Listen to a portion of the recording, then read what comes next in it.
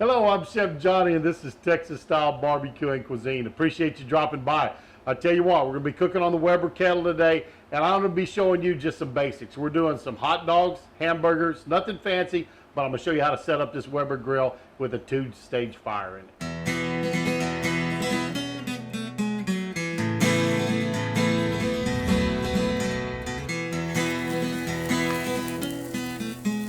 Set this up. Just took the lid off, moved it out of the way. We're going to be grilling, so I'm really not going to use the lid a whole lot today. So I kind of got it out of the way to be out of your way. But what I'm going to show you now is how we start the charcoal. This Weber Performer Deluxe, it comes with a gas assist starter. You can start the fire, go about 5 minutes, and let it run, turn your gas off, and that'll be long enough that your coals will keep going. So I'm going to show you how we do that, and then we'll start cooking some of the hamburgers and hot dogs we're going to do today. This is how our gas assist works. Just a 1-pound propane bottle screws in, and if you lift up right here where your temperature gauge is, you'll see the controls. Push button ignition, and right here is where you turn your gas on at. And that adjusts all your gas levels. So that's how to get it started. And the other thing we're going to look at is we're going to look at our temperature. And I want y'all to see right here real well, I have some arrows on my pit to show me where the opening is, how much air I have flowing in. So on the first arrow, I've got is closed. Second arrow is 25%. Next arrow is 50% open, and then all the way open. So I have all those marked, so I know how much air is getting to my fire. Now the bottom one is simply to clean out your, this catches the ash, to go clean it out. But this is very important on how much airflow you get coming up through your charcoal to adjust your heat. I'm going to start this out with it all the way open. Now I have my rack in here, my bottom rack, and I have my charcoal basket already full. We're going to cook with 1 charcoal of coals today, 1 basket full. This is in here, and in this one, if you look below it, right here, there is a gas tube entering into the Weber kettle. This is where the gas comes in, and so that's where it'll be lit. This is our bottom grill that our charcoal sits on. Leave it in there, and now I'm going to show you how we light this up. We're going to come over to our gas assist. Gas gets turned on. Assist button will light it, and now it's lit. Now I can take these and set my charcoal right up on top. That's going to light my charcoal. We're going to let it go about 5 minutes. In 5 minutes, we'll turn our gas off, and these will be running. It'll take us about 20 minutes. When the top ash over gray, we know that this charcoal is ready to go in the pit. This charcoal is about ready to go. You can see it's ashing over up on top. These can get hot, so even though they have a deflector shield, be careful with that. I'm just using a cup towel here. Pick it up, and I'm just going to dump out my coals.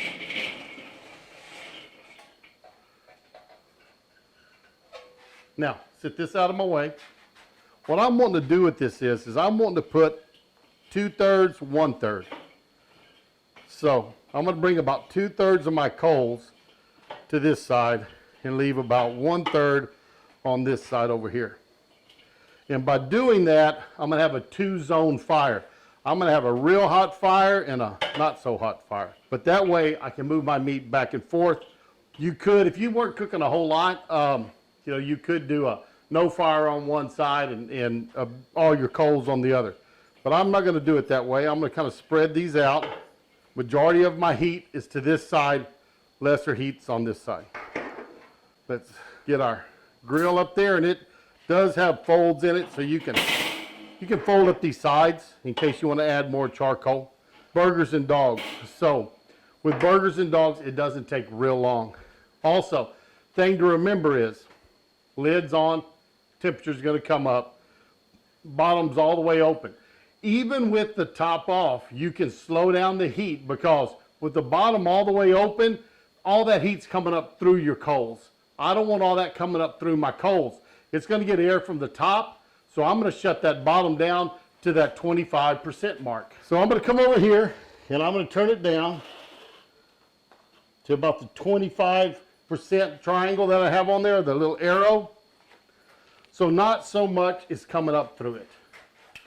Now, to help us for non-stick, what I'm going to do is I'm going to oil our grate just a little bit.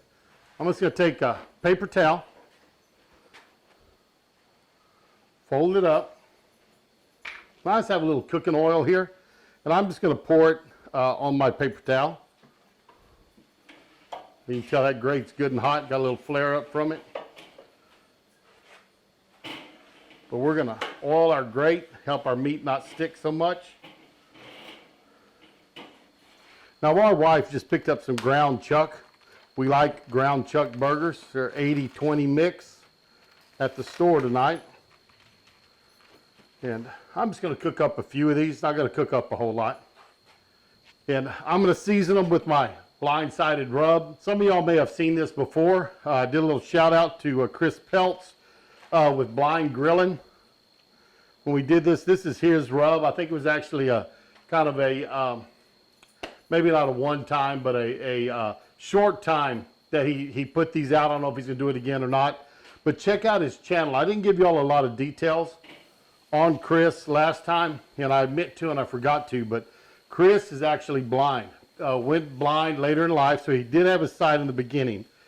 But Chris now has a foundation that helps teach people that have lost their sight how to grill. And it is just a really great organization.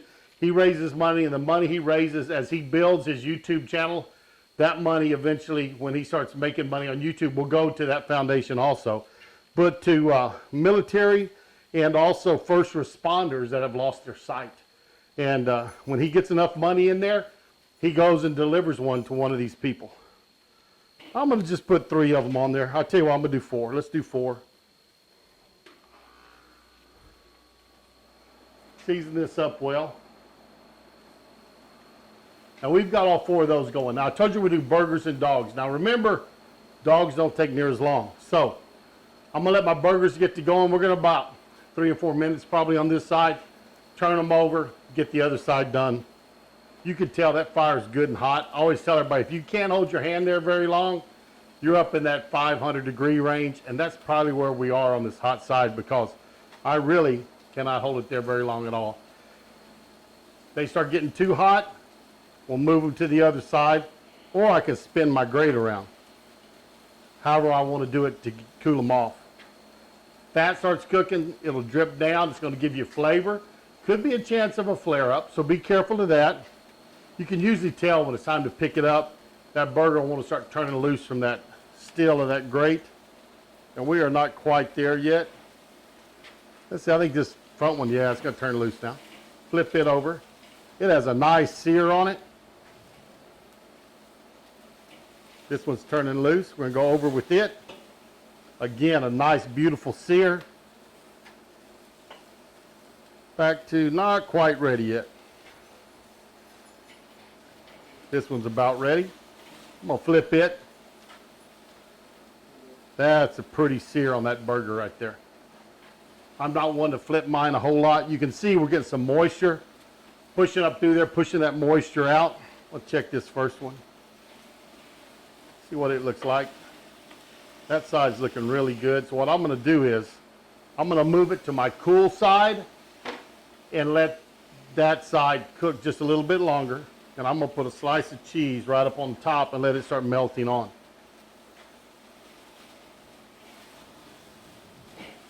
Again, looking good. I'm going to move it to the cool side. You can see it's pushing some moisture through still. Don't want to dry them out all the way, but I like to go to about a medium with a burger. I'm going to move to the cool side.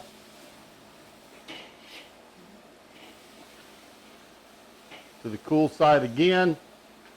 And my last little bit of cheese on that one. We're going to let them go. Now it's time for those hot dogs. Nothing fancy about these hot dogs. They're just some bun-length bar-S hot dogs. Will not take very long to cook these up at all. I can move them with my spatula if I want to, but I did grab some tongs for my hot dog. We're just going to keep them rolling. Our cheese is about melted. Burgers are looking good, so I'm going to get them off of there. Set them on my tray.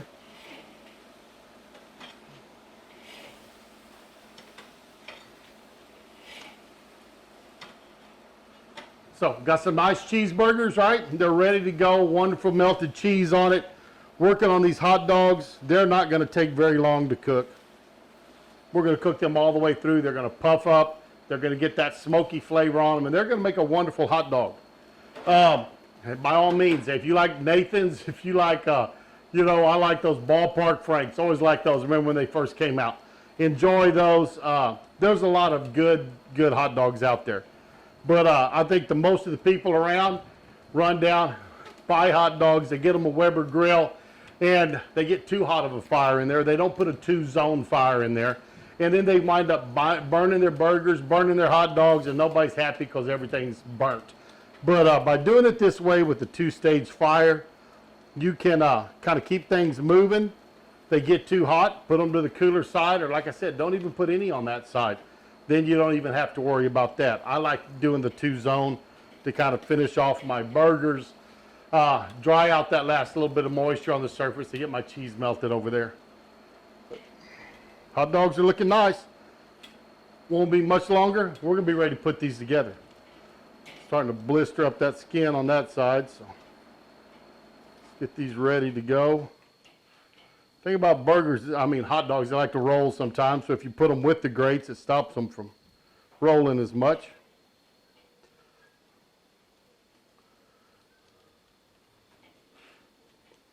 And now we're going to save our coals. What I'm going to do is, you're going to look and you go, yeah, that was a fast cook. Well, what about all those coals? We're going to put the lid back down here. These Webers seal off really good.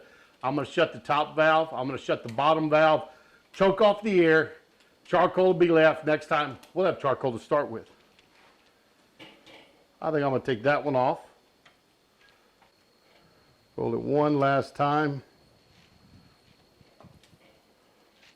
Get these off.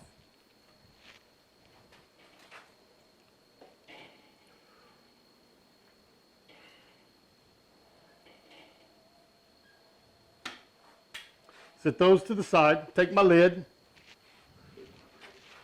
It's going to go up on top, closed all the way. I have my valve closed all the way there. Let me walk around to the front.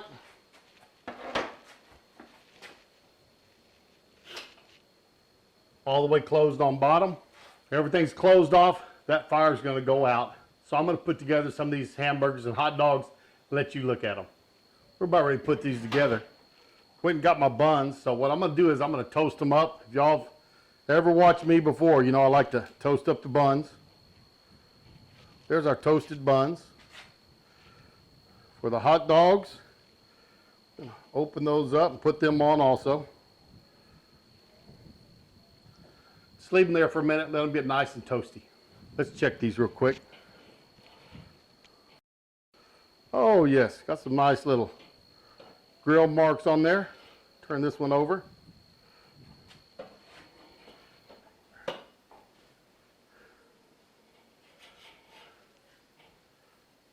Good little toasted bun. Check our hot dog buns. Got some toasting on them. My wife brought us some condiments out here to do these with. For this hot dog, I'm going to use French's mustard. I love French's.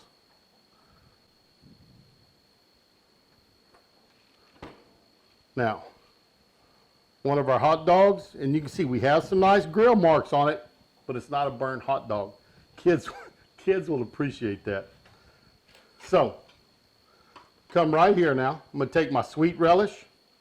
I like sweet relish on my hot dogs. Right across the top.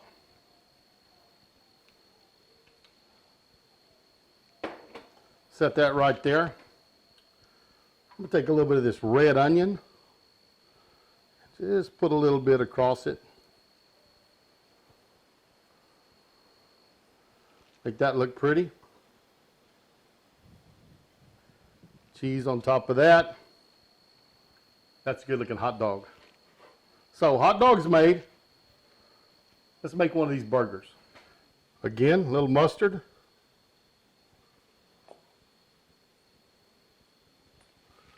Now I'm just gonna take my bun, spread that around a little bit.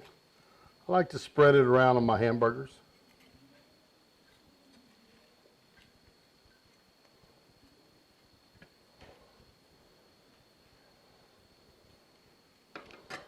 Now, got some iceberg lettuce here. Kind of tear it, put it on. On top of it, I'm going to take one of my patties, and again, not overcooked, not burnt. I tell you, people appreciate it when you take care of their sandwiches for them. I'm going to take some of this red onion, put that up on top. Red onion is it's a little sweeter than the white ones, and it just looks pretty up on top of a hamburger. That looks good there. My wife sliced me some tomatoes. These are actually farm fresh tomatoes. We've got a friend that brings us vegetables every week off their farm. So we had Romas tonight. So that's what we got from them, fresh from their garden. And one thing I'm going to do is I'm going to take a little bit of this blind grilling or blind-sided rub, sprinkle right up on top of that burger.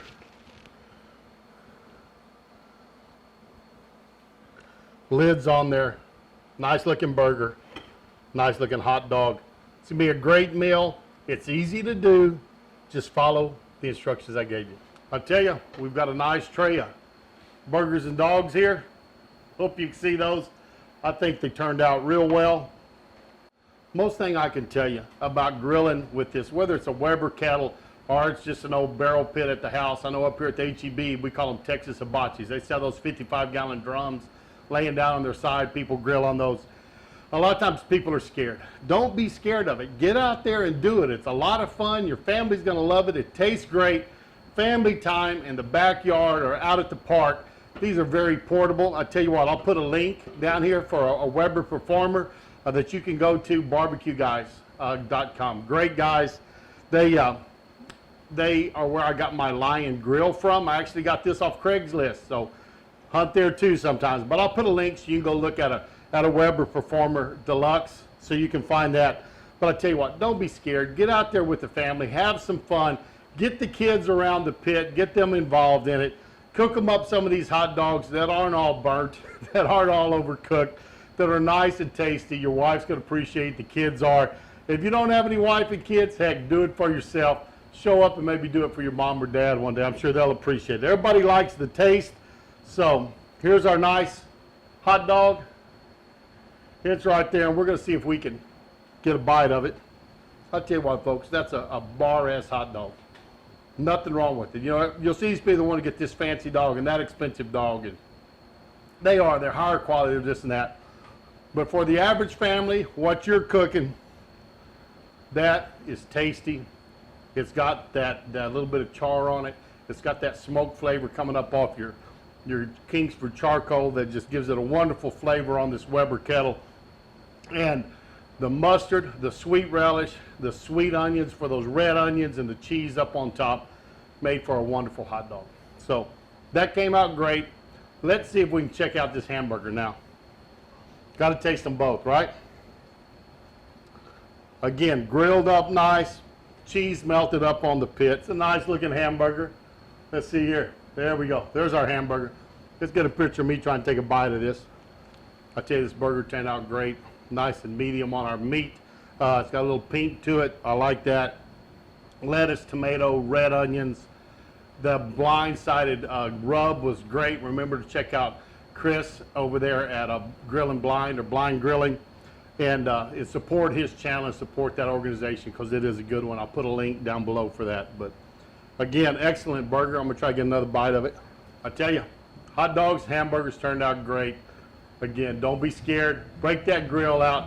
show your family that you are indeed the grill master of your own backyard. I tell you folks, it's a wonderful time. Check out a buddy of mine, Backwoods Gourmet. I'll put a link down below so you can see his channel. Does a lot of Dutch oven, does a lot of good stuff. I appreciate you. I thank you for being here. And we're going to see you down the road on Texas style barbecue and cuisine. How them boys put food away beats all I've ever seen.